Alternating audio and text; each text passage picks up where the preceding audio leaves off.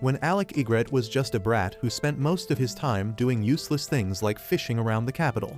A flashy magician named Eldaz approached him and asked if he was interested in magic. At first Alec thought that Eldaz was Diddy's agent, but it turns out that he was really just interested in teaching him magic. Eldaz soon started teaching him how to cast spells by thinking about the friends he would make in the future and how he would need to save their asses from monster attacks.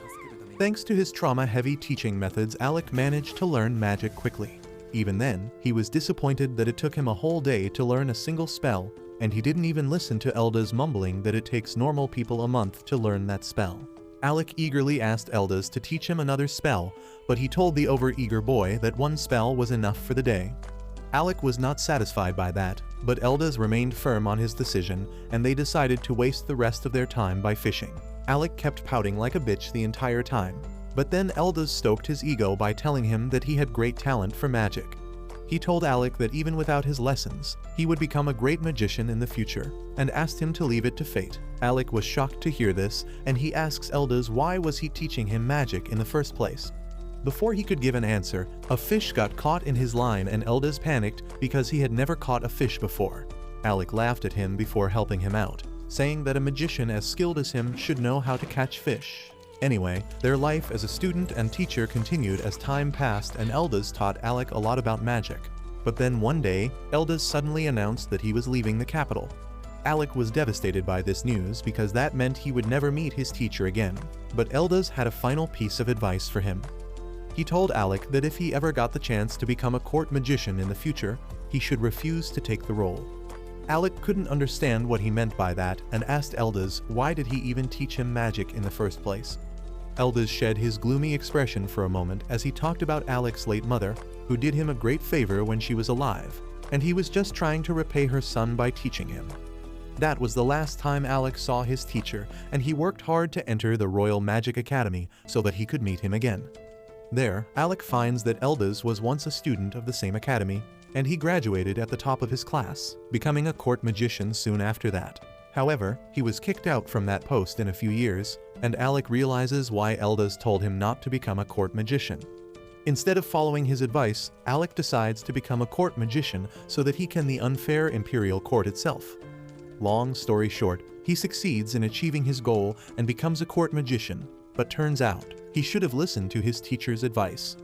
Alec realizes this only when Crown Prince Regulus fires him from his adventurer party in the middle of a dungeon. He asks the prince the reason for that, and the blonde asshole tells him that he is being fired because he is useless. He talks about how he always risks his life on the front line to beat the monsters. The fire magician Lenny uses her spells to repel monsters, and their tank Ix blocks enemy attacks. On the other hand, Alec stays in the rear all the time, and he can only cast pitiful support magic. Regulus says that they don't need a loser like him in their party, and then further insults Alec, saying that he doesn't even deserve to be called a court magician.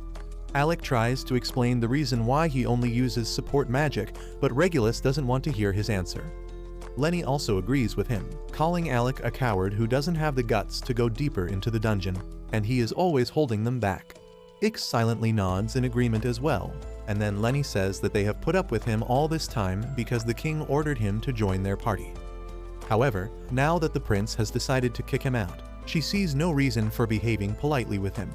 Regulus says that Alec must have gotten the top score at the academy by giving a handy to the professors for extra credit. He then asks him why does he have a dagger on him when commoners are forbidden from carrying weapons. Alec explains that they will need the dagger for the next floor of the dungeon, but Regulus gets furious at him. He takes the dagger away and grabs Alec's collar, telling him that no one on his party disobeys him. The prince then snatches away his court wizard robe, telling him that he doesn't deserve it. Alec is left devastated at this, and he has no choice but to leave the dungeon. However, despite being fired and insulted, he still wants to help Regulus and the party. He puts together some notes that can help Regulus tackle the lower dungeon floors, especially since he lacks magic power. The next day, Alec goes to the palace to meet the king about the same, but the guards stop him, telling him that he has been removed from the post of the court magician. He is just a commoner now, and commoners are not allowed to enter the palace without permission.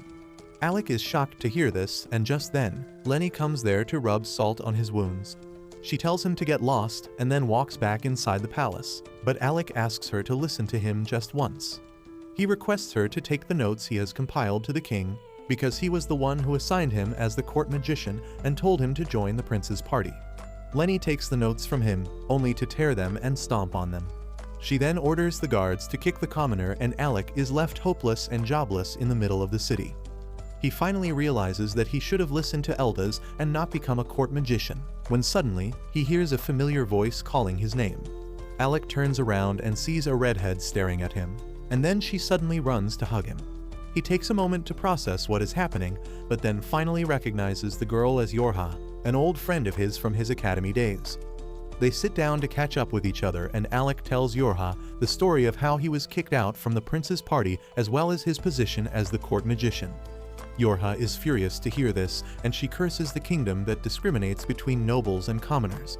Alec somehow manages to calm her down before anyone hears them, and then Yora says that it is actually a good thing that he got fired.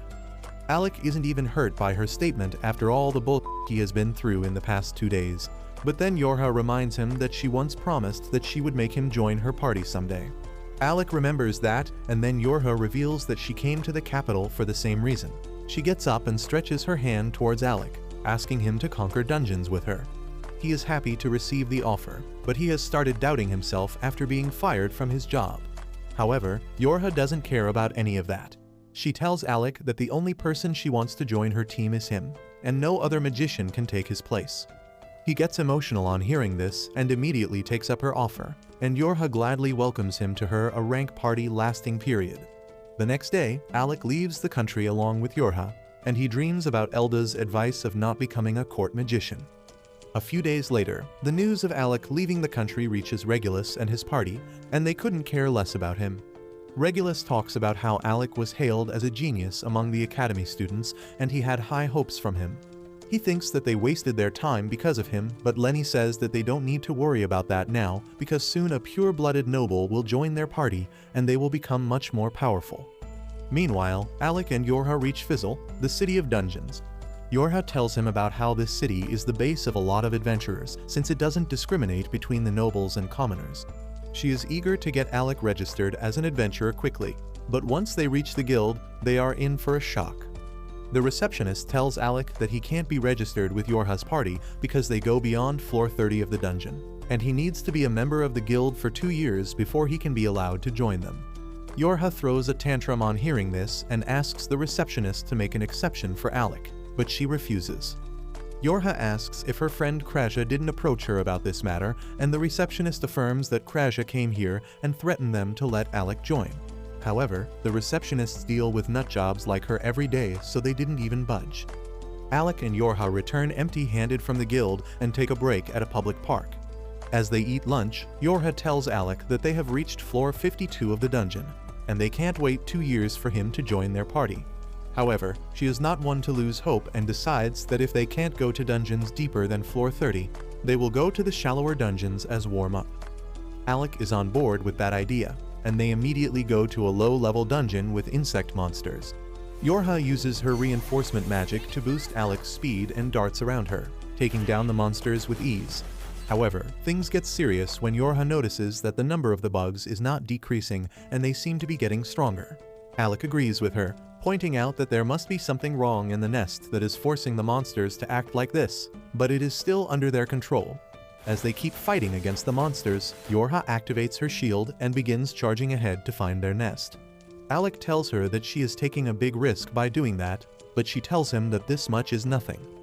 She says that he seems to have lost his edge, because if was the Alec of the past, monsters of this level would be nothing for him.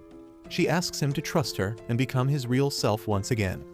Alec realizes that Yora is speaking the truth, and he just needs to regain his confidence to get them out of this situation. He remembers Elda's lesson about how he will need to save his friends from danger, and using that as motivation, he decides to get on the offensive. Alec quickly takes down some monsters with fireballs and then defeats the rest with his dagger. However, a huge swarm of monsters surrounds them after that, but Yora is not worried about them any longer. She casts a barrier around them, giving Alec the prep time to cast a powerful wide area spell that instantly disintegrates all the bugs. Once everything seems calmed down, Yora pats him on the back, telling him that he has still got it. Just then, the ground beneath them starts rattling and a gigantic earthworm comes out of it. It attacks Yora, almost swallowing her. Alec tells her that he will save her and she just needs to activate her shield.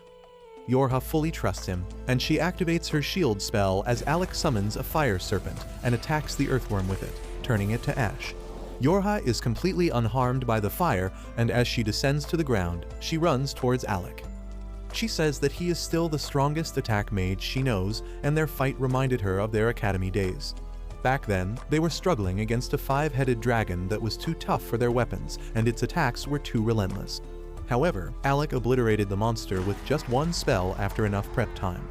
Thanks to that, they were able to clear the 68th floor of the dungeon and created a new academy record. And now, Alec is going to join the same party of friends again. But that's where this video ends.